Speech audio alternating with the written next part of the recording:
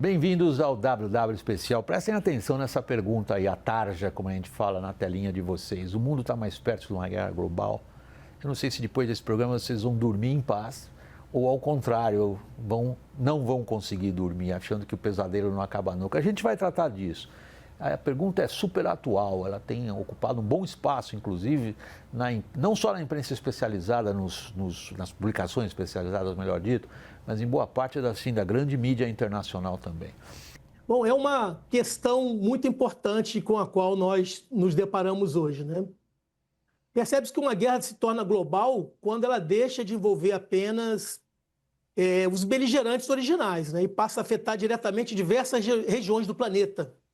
Eu aqui, enquanto historiador, vou buscar uma abordagem histórica, porque isso, ao longo da trajetória humana, tem ocorrido por alguns motivos recorrentes. Para que nós possamos entender essa pergunta, chegar a fundamentá-la e uma possível resposta, precisamos entender essas recorrências. Primeiro, as alianças militares. Então, alianças militares consolidadas, elas historicamente têm levado a conflitos regionais se tornarem globais. Os interesses econômicos, obviamente, que passa pelo controle de rotas comerciais, as competições geopolíticas entre grandes potências e até mesmo potências regionais, e a participação em impérios ou blocos políticos. Isso a história tem nos ensinado, que nos leva para uma guerra global. Em outras palavras, uma guerra mundial não nasce mundial, ela se torna mundial por algumas razões. Foi isso exatamente que aconteceu em 1914, quando foi deflagrada a Primeira Guerra Mundial. Talvez seja o melhor exemplo histórico desse processo que nós podemos trazer para hoje e, de uma certa forma, comparar, onde existiam ali alianças rígidas entre países, formais, planos militares inflexíveis. Lembramos aqui do plano Schlieffen e do plano 17 francês, uma sólida corrida armamentista e um nacionalismo exacerbado. O assassinato do arquiduque Franz Ferdinand em Sarajevo, herdeiro do trono do Império Austro-Húngaro, ele deflagra um conflito que inicialmente parecia ser regional, mas que vai desembocar para um conflito global até então sem precedentes. De modo que nós hoje vivenciamos conflitos regionais, estão aí na mídia, todos acompanhamos, mas que tem uma possibilidade, sim, de se transformar em uma guerra global. Um dos livros mais famosos que a gente conhece, um best-seller sobre a Primeira Guerra Mundial, tem um título horrível. Chama-se Os Sonâmbulos. É uma obra extraordinária, que diz que ninguém achava possível, eles foram escorregando para dentro dessa guerra como sonâmbulos. A gente vai pegar isso mais à frente. Será que a gente está sonâmbulo no que está acontecendo, Marcos Vinícius? Eu acho que, William, nós temos que levar em consideração de que, apesar de nós termos vários países envolvidos nessas duas guerras, não é? Você tem a Ucrânia ali com, acho que 20 países envolvidos, se nós levarmos em consideração todo o apoio que a Ucrânia tem tido nesse processo todo. E se nós levarmos também em consideração aquilo que acontece no Oriente Médio, nós também temos isso expandindo cada vez mais. Ontem foi a Jordânia e todos os dias a Arábia Saudita. Então nós temos uma expansão nisso. Mas o grande fator, para eu acreditar que nós não vamos caminhar além, é que existe ainda o elemento que contém tudo isso, que é o elemento nuclear. A Rússia até hoje não utilizou o elemento nuclear, poderia ter feito, porque tem medo de uma retaliação dos Estados Unidos e também a China. Então o que a gente acredita é que você tem, primeiro em Washington, um que é grande admirador do Putin e do presidente Xi. Ele gostaria, o Trump, de ter o poder que o Putin e o presidente Xi têm na condução dos seus países. Está se empenhando bastante por isso. Está tentando, né? Até gostaria de ser reeleito numa impossibilidade constitucional. Eu concordo que as variáveis clássicas para o conflito ampliar são essas que o professor Darós colocou. Mas, particularmente, alianças rígidas, eu entendo que talvez não. Nós temos ali uma aliança forte, Estados Unidos e Israel, Estados Unidos e Arábia Saudita. Nós temos um pouco mais ampliado a relação Estados Unidos, Inglaterra e Austrália, eventualmente uma relação quadrilateral com a Índia, mas nós não vemos um outro polo com todas essas alianças. Nós não vemos outros grandes players internacionais que vão partir em defesa desse movimento. Então, existem os componentes básicos, mas nem todos o suficiente, como historicamente no passado. Já com relação à parte nuclear, eu tenho uma visão muito próxima, eu acho que contém, mas também vejo que é uma variável que está se alastrando.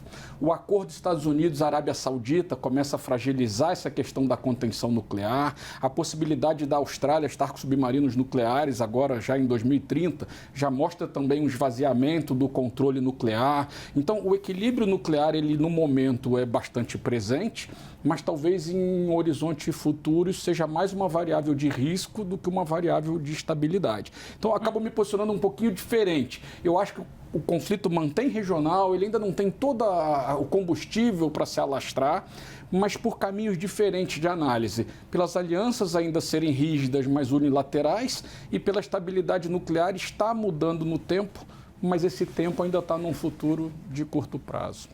Como você mencionou, Darós, você mencionou a existência de um plano, o plano Schlieffen. Dizem que esse general morreu dizendo: dai-me uma ala direita forte. Era um plano considerado infalível para resolver a guerra rápido. A gente viu gente achando que ia resolver uma guerra rápido agorinha. Olha, só dá um totozinho ali que cai aquilo tudo. E a gente é dono da situação. A gente viu isso acontecer agora, não tem nem se foi em 28 de fevereiro. E por gente que a gente acha que tem um Estado-Maior ultra responsável que teria dito para quem tomou essa decisão: vai devagar, não é bem assim. Há um plano sim, Darós. A China tem um plano para que Taiwan volte à mãe pátria. E aí? Sim, nós olhamos para o passado, mas projetando o futuro e compreendendo o presente, né? Fazendo aqui uma interpolação da contribuição dos dois colegas, né? Hoje não existem alianças automáticas. Alianças existem, mas elas tendem a ser muito mais fluidas do que no passado, do que em 1914, por exemplo, quando havia uma formalização diplomática que praticamente obrigava países a entrar em guerra. Hoje nós vemos que isso é muito mais fluido, há uma situação mais flexível. A própria OTAN, que tem o seu arcabouço doutrinário e legal muito bem consolidado, ela depende de decisões políticas. E nós vemos que essa questão da China, ela hoje disputa com os Estados Unidos a hegemonia política, econômica e como potência mundial, e realmente ela tem um plano sobre Taiwan, algo que é um fator de possível desestabilização global. Há, inclusive, autores e personalidades que estudam esse tema que não questionam mais se a China pretende retomar Taiwan, mas sim quando a China vai retomar Taiwan. E a gente vê como, digamos, circunstâncias domésticas têm uma importância tão grande em operações militares. As pessoas hoje viram a importância do Estreito de Hormuz, mencionaram. Hormuz é fertilizante para o agricultor brasileiro. Hormuz é diesel para caminhoneiro brasileiro. É algo que nos bate imediatamente, de cara. Mas o estreito mais importante do mundo é o de Taiwan. De longe, o estreito mais importante do mundo. O que vai acontecer lá? Então, eu ia até comentar que na China você nunca usa o termo retomar, não é? É reincorporar Taiwan, ou incorporar Taiwan de volta à China continental por causa da razão histórica, da forma como foi feito em 1949 e também o fato de que Taiwan sempre teve o nome de República da China, nunca foi uma ideia separatista. Então, é um processo de reincorporação que os chineses vão fazer e, contrariamente àquilo que as pessoas gostam de afirmar, William, eu não vejo a China com interesse de fazer isso de uma maneira militar. Até porque eles já compraram grande parte das coisas, já têm investido muito em Taiwan, você tem uma facilitação de estudantes taiwaneses e chineses intercalando as experiências. Então, é um processo que os chineses estão ali dispostos a pagar o tempo necessário. Esperaram em Hong Kong por 99 anos. Não é? Na questão da reincorporação. Mas não tinha de Xi Hong Kong. Jinping. O presidente Xi, ele tem um fator muito positivo, que é o fato de ter feito a economia crescer mais de 4 vezes durante seu período de tempo. De 97, quando Hong Kong foi devolvido, eu tive o privilégio, como jornalista, de cobrir este evento lá de Hong Kong, a devolução à China. De 97 para cá, é outra China da qual nós estamos falando. Sim. Acho que em 97, quando estávamos lá, nenhum de nós podia imaginar o que seria a China nesse prazo de tempo. E o Xi Jinping parece estar acelerando esse prazo de tempo disso que você chamou, e é realmente o vocabulário político adequado, nós não estamos retomando. Nós estamos voltando a ser o que éramos, só um país. E com um detalhe, né? Quando Hong Kong retorna à China, Hong Kong representa 18% da economia chinesa, hoje não chega a 2%. E Taiwan, né, que os Estados Unidos usavam até com a proteção do silício, né, a ideia do silício, paulatinamente os norte-americanos também têm retirado investimentos de Taiwan e colocado nos Estados Unidos. Então a barreira de proteção que Taiwan representava para os Estados Unidos vai diminuindo neste processo. Agora, o que a gente observa é que, embora o presidente Xi, muita gente diz, até tem data marcada, 2027, eu acho. No papel tem. Não é? Disseram que vai ter no a data. No papel ninguém está inventando isso, está escrito. Marcado que vai acontecer. Eu acho muito difícil, até porque isso geraria um impacto global na economia chinesa, que pretende, em 2049, quando a China completar 100 anos, né, a República Popular da China completar 100 anos, eles querem chegar a uma renda per capita de 20, 25 mil dólares. Uma guerra agora teria um efeito muito pior do que a pandemia. Então, os chineses têm muito claro de que isto é um processo de tempo chinês. A gente lembra outro episódio de um estreito importante, que é o da Flórida, aliás, e Cuba, em 62, quando os americanos bloqueiam Cuba. E a Marinha Soviética está chegando. E o que vai acontecer? Quem é que vai tomar as decisões? O que Trump faria se a China bloqueia o Estreito de Taiwan? Então, eu vejo que nós estamos conversando um pouquinho sobre estratégia das nações, né? Nós temos decisões políticas, nós temos bases socioeconômicas e recursos no território e nós temos a ponte que une esses dois extremos, as nossas capacidades e as nossas possibilidades e intenções. Tentando manter ainda um pouquinho no Golfo, nós vemos que a China é o grande que se beneficia desse processo, porque ele é um grande ator econômico, ele percebe os Estados Unidos perdendo poder militar, se não for por nada pelo orçamento investido, o consumo de munições e armamentos, perdas de determinados elementos de combate, aeronaves, radares, enfim. E ela consegue, com isso, aumentar o seu poder global. Nesse momento, a partir dos conflitos que temos no Golfo, a balança de poder internacional favorece a China.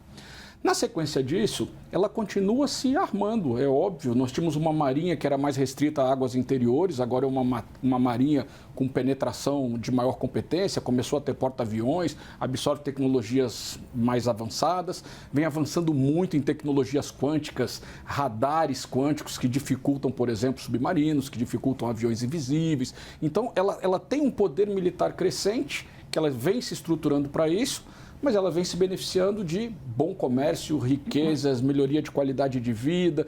Então, para que desafiar com um conflito, ou para que desafiar com um conflito neste momento, que eu consigo me beneficiar, crescer economicamente, crescer militarmente e deixar o outro país sofrer esse desgaste? Esse é o cálculo estratégico. Mas esse era exatamente o outro best-seller antes da Primeira Guerra Mundial.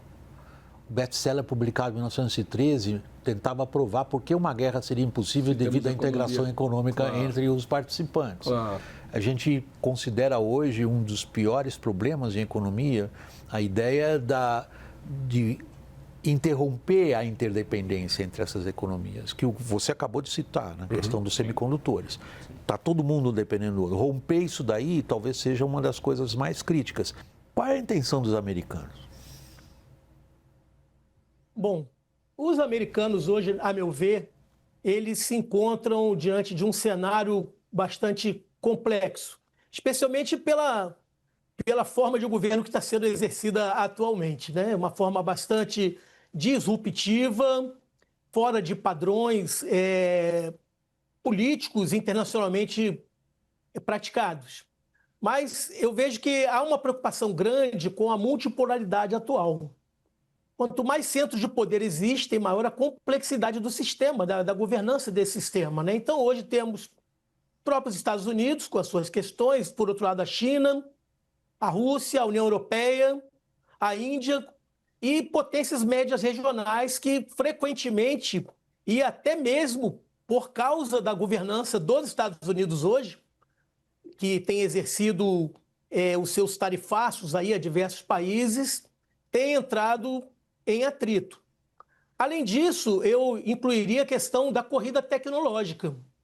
Assim como no alvorecer da Revolução Industrial houve uma corrida tecnológica entre países, o fortalecimento da indústria, a busca por mercados, hoje nós vemos que há uma busca, uma corrida tecnológica com relação à inteligência artificial.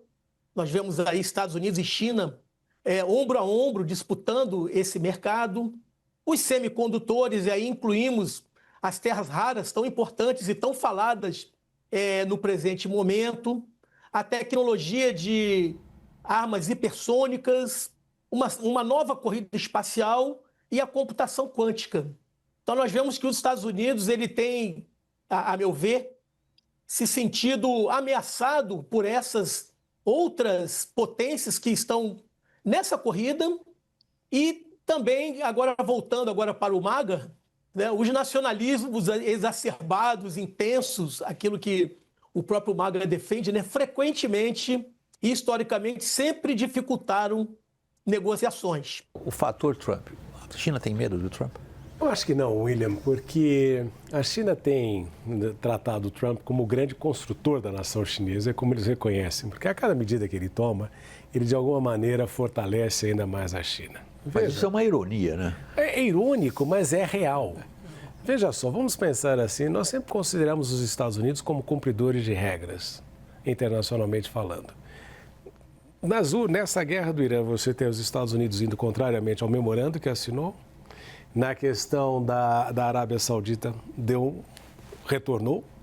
Então a gente começa a observar que... Só para esclarecimento da nossa audiência, eles anunciam um acordo nuclear de transferência de tecnologias que normalmente os americanos só transferem sob grande supervisão internacional. No caso da Arábia Saudita, decidem não aplicar essa salvaguarda. No dia seguinte, o Trump mete um tweet lá dizendo que só se vocês entrarem num acordo com Israel, que os sauditas consideram absolutamente inexequível enquanto não tiver alguma solução para a questão palestina. Fecha parênteses, só para as pessoas entenderem do que você está falando. Perfeito. Então você vê que a cada hora o Trump toma uma medida e altera no dia seguinte.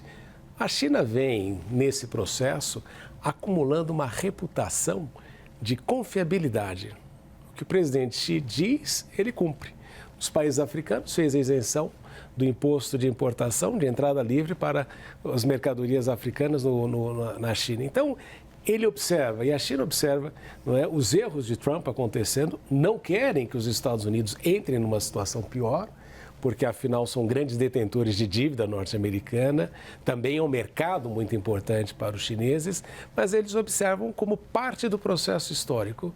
E o problema dos Estados Unidos, muitas vezes, como os chineses entendem, é um país que tem 250 anos querendo dar lição histórica para um país que tem 5 mil anos. William, eu vejo que a questão nuclear é central, ela é extremamente relevante, ela tem um desafio de paridade física, material de meios. Mas nós temos outros vetores aí também bastante críticos. Um deles, por exemplo, é a parte biológica. Então, o vetor nuclear é fundamental, mas o vetor biológico também é fundamental. Se a gente coloca biológico, armas biológicas e coloca também inteligência artificial, nós temos uma velocidade imensa de geração de patógenos artificialmente e também de antídotos. Então, nós podemos ter aí desafios nesse setor, que é um setor muito menos visível, muito menos regulado. Também temos um outro domínio que é a cibernética. Também tem uma competição gigantesca e que ela também é oculta, menos visível. Então, a gente tem o desafio nuclear, as potências competem por um equilíbrio nuclear, é óbvio que traz um transtorno, estamos fragilizando os instrumentos de controle nuclear, mas nós temos outras camadas de competição que estão acontecendo. Nós temos na cibernética com inteligência artificial, nós temos ataques entre os países diariamente, trafegando pela essa rede de informações. Meu agradecimento é, claro, a você que nos acompanha. Até a próxima, pessoal.